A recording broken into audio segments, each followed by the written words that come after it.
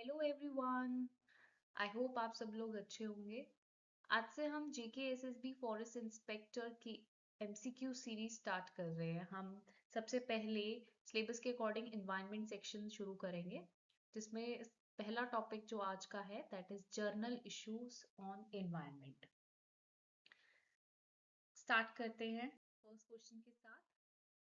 The Indian Himalayan region IHR is environmentally important mainly because it first option है हमारा has large mineral reserves, second act as a major carbon sink, C suitable for plantation agriculture, and D has dense population. Himalayan region हमें पता है densely forest cover areas होते हैं और ये हमारे लिए एक्ट करेंगे as a major carbon sink. So B option यहाँ पे सही हो जाएगा। The Indian Himalayan region has vast forests and vegetation which absorbs carbon dioxide from the atmosphere, helps in reduction of global warming and act as a carbon sink. बाकी आप इसको read कर सकते हैं, तो PDF फाइल मिल जाएगा। Which of the following states are part of the Indian Himalayan region? Himalayan region हमें पता है स्टेट्स कौन से आती है हमारी, JNK हो गया, हिमाचल प्रदेश, उत्तराखंड। तो ये बाकी सारे ऑप्शंस तो गलत है। Option D is right. इसके apart from the states total 10 states होती हैं, जिसमें सिक्किम, अरुणाचल प्रदेश, मणिपुर, मिजोरम, त्रिपुरा, नागालैंड, मेघालय जैसी स्टेट्स है। इजी क्वेश्चन है। Excessive construction activities in IHR mainly lead to।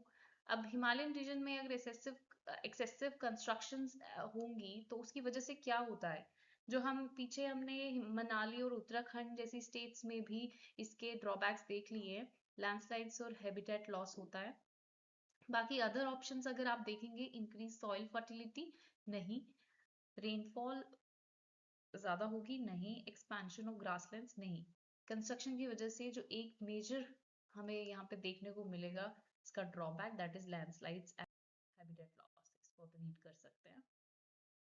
उसके बाद फोर्थ क्वेश्चन है, Himachal Pradesh banned plastic carry bags primarily in which year?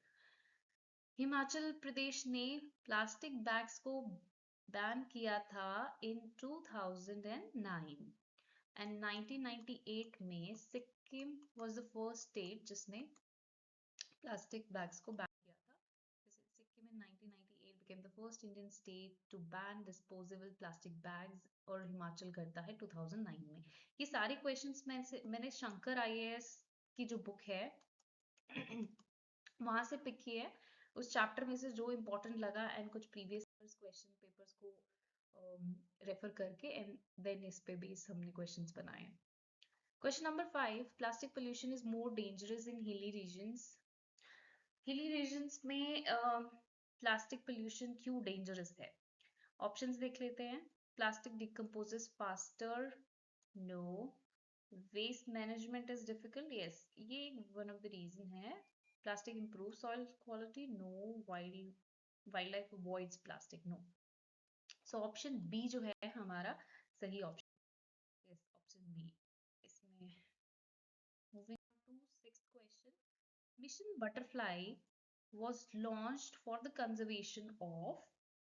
Mission butterfly जो लॉन्च किया गया था दैट वाज, इसमें आप लोगों को आई डोंट थिंक कि कोई क्लू होगा, इट वाज नैनीताल लेक, और नैनीताल लेक के लिए। बाकी बटरफ्लाई से कंफ्यूज नहीं करना, दैट ब्लू बटरफ्लाई जो था that was related to butterfly, but if it is mission butterfly तो ये नैनीताल लेक ही है। इसको यहाँ रीड कर सकते हैं। Mission butterfly was launched by the for the conservation and restoration of Nainital Lake. The aim was to improve water quality, reduce pollution, control unplanned urban activities around the lake. क्योंकि नैनीताल जो area है वहाँ पे major source of water is Nainital lake only, so इसकी conservation के लिए था। Question number 7. Dal Lake conservation activities are mainly carried out by। Dal lake conservation कौन किसके अंदर होता है? A option centre of environment education, B NGOs, C lakes and waterways development authority, and D all. जो Dal lake conservation activities है that is done by all of these in collaboration. So JNK lakes and waterways development authority with CEE and some NGOs is responsible for conservation of water. Sorry. Question number 8. Sand mining becomes an environmental issue mainly because sand mining जो है ये environmental issue क्यों है? Increases river depth.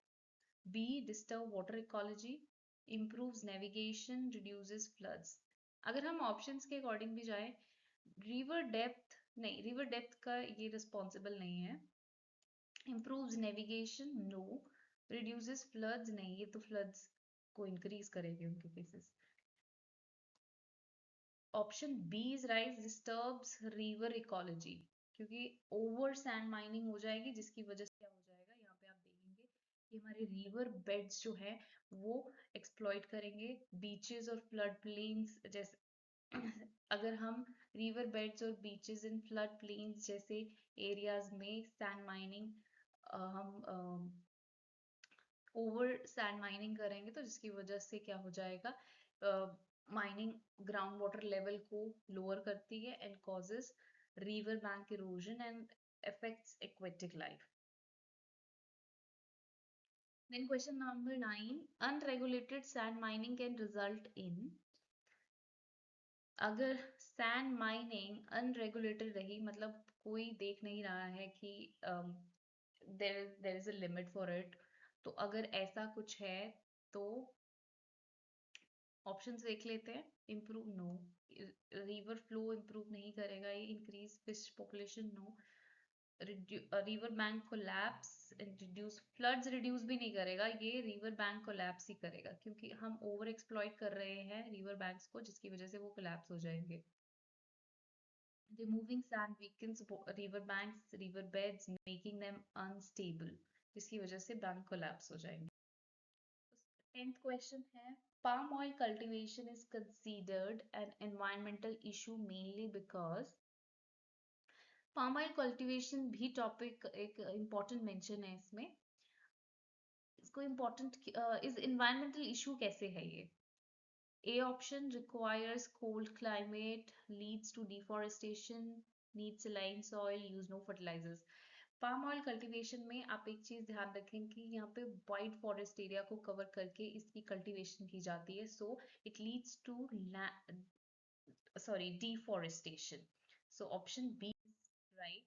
Palm oil is grown in large monoculture plantations. Forests are cleared to grow oil palm trees, which lead to loss of biodiversity, wildlife habitat destruction, and increased carbon emission.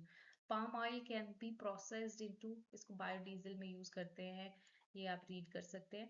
आपको ये चीज याद रखनी है कि Indonesia and Malaysia are largest producers of palm oil. So first, सबसे मतलब largest producers is Indonesia and second largest जो है हमारा मलेशिया है. Palm oil cultivation is best described as. palm oil cultivation best described as a, ये mix farming भी नहीं है, नहीं कर सकते मिक्स फार्मिंग, शिफ्टिंग भी नहीं कर सकते, सबसिस्टेंस भी नहीं कर सकते, प्लांटेशन एग्रीकल्चर होगा यहाँ पे. यहाँ palm oil is grown under plantation where a single crop is grown over a large area mainly for commercial purposes. This reduces ecological diversity. Question number 12. The largest producer of palm oil in the world. पीछे भी हमने discuss किया है कि largest producer Indonesia and second largest is Malaysia. याद रखना है ये. इंडोनेशिया largest producer है, Malaysia is second largest producer. India meets most of its palm oil demand through. हमारा डोमेस्टिक प्रोडक्शन नहीं है, बहुत ही कम है. हम इंपोर्ट्स के थ्रू ही अपनी पाम ऑयल की रिक्वायरमेंट्स को मीट और हम इंडोनेशिया एंड मलेशिया जैसी कंट्रीज से इसको इंपोर्ट कर रहे हैं. Question number 14. Coal mine collapse disasters occur mainly. Coal mine में जो डिजास्टर्स होते हैं या कोलैप्स हो रही है माइंस, उसका मेन रीजन क्या है? इसका मेन रीजन है poor mining practices. Forest fires का इससे कोई लिंक नहीं है, हैवी रेनफॉल नहीं, अर्थ रोटेशन नहीं, पुअर माइनिंग प्रैक्टिसेस ही एक मेजर रीजन है इसका. Question number 5. Wild life deaths due to train collisions mainly occur because अब जो वाइल्ड एनिमल्स का कोलिजन होता है विद द ट्रेन, ये इनकी डेथ्स किस वजह से हो रही है? क्योंकि जो रेलवे ट्रैक्स हैं वो इन द फॉरेस्ट एरियाज है, जिसकी वजह से क्या हो रहा है कि वाइल्ड एनिमल्स की डेथ होती। तो ट्रैक्स पास थ्रू फॉरेस्ट, ये एक मेजर इशू भी है। Then moving on to next question, question number 16. One effective solution to reduce wildlife train collision. इसको कैसे reduce कर सकते हैं? हम increasing train speed, no. Clearing forest near tracks, नहीं. Creating underpasses and overpasses. Underpasses, overpasses, ताकि animals freely अपने areas में move कर सके, और अगर route है कोई तो हम उसको overpasses बना के, जो wildlife corridors होते हैं. Question number 17. Radiation from mobile towers is suspected to affect. Mobile tower से जो रेडिएशंस निकलती हैं वो किसको इम्पैक्ट करती हैं? Humans, only plants, birds? इसका तो आपको ऑप्शन सी ही देख के लग रहा होगा कि बर्ड्स को भी, इंसेक्ट, ह्यूमन सबको इफेक्ट करती है. Question number 18. Which of the following is not a typical feature of colony collapse disorder? अब ये कॉलोनी कोलैप्स डिसऑर्डर क्या होता है?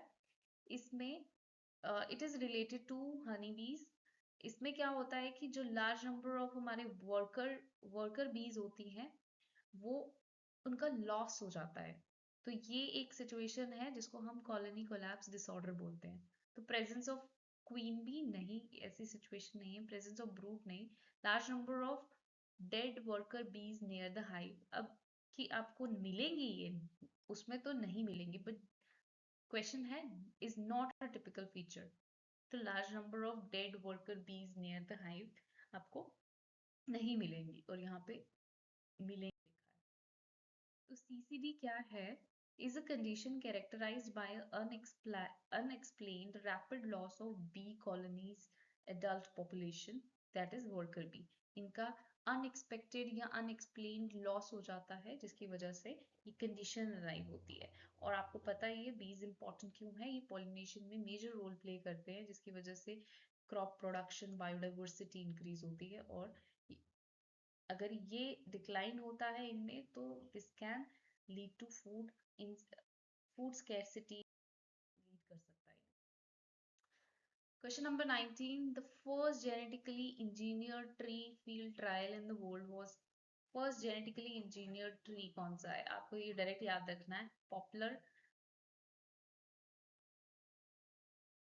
was the first tree species used for genetically engineered field trials because of its fast growth and research stability. और India में आपको याद रखना है, इंडिया में रबर है.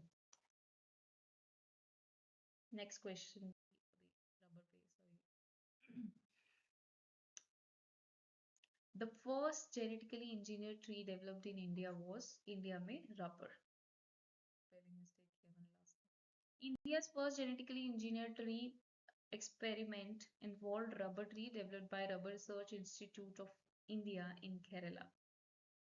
Then question number 21. Captive dolphin shows were banned in India mainly because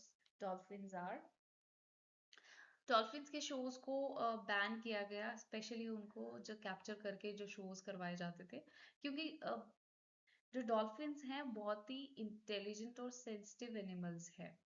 तो इसलिए इनको प्रोटेक्ट करने के लिए हमने इसको बैन किया है. Dolphins are considered highly intelligent mammals with complex social behavior. Captivity causes mental stress, so their captivity for entertainment was banned. Question number 22. Wildlife Protection Act in India is supported under DPSP through, कौन सा DPSP है? देखिए 21 तो right to life बोलता है, right to life. ये JNK के related है. And article 19 right to speech है. ठीक है, तो हमारा article 48A that is directive principle, ये बी ऑप्शन हमारा सही है. क्वेश्चन नंबर 23 है हमारा, the Indian wild life protection act was enacted in which year? So wild life protection act जो है वो 1973 में इनैक्ट किया गया है, सॉरी 72 में, 72 में इनैक्ट किया गया है। 1973 में हमारा प्रोजेक्ट टाइगर लॉन्च होता है।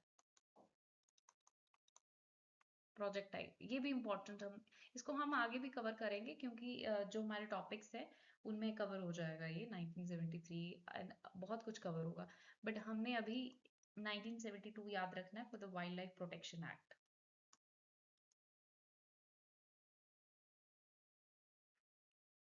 That is it for today.